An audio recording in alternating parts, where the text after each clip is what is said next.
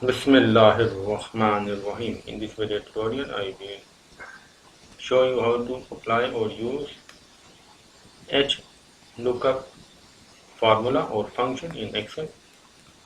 A HLOOKUP formula is used to find out the return value for a lookup value in a range or table array in the same column from a row you specified in a range or table array.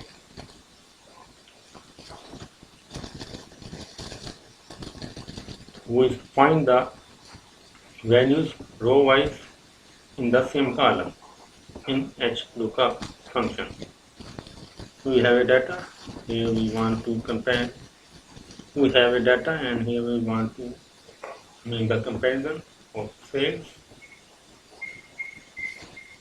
by row. So here we type the formula of HLOOKUP, double click here, press equal sign, and now type HLOOKUP,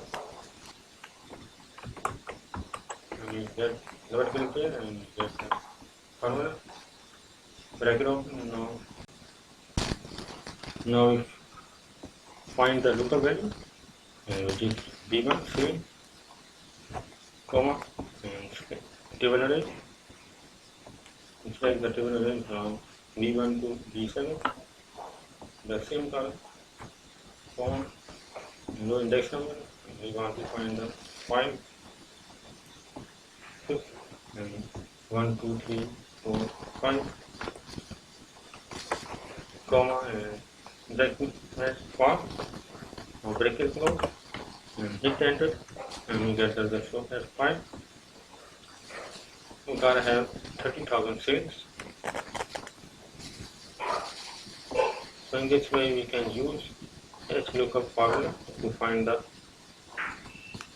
maximum sales in the same column row wise. Subscribe the channel and thanks for watching the video.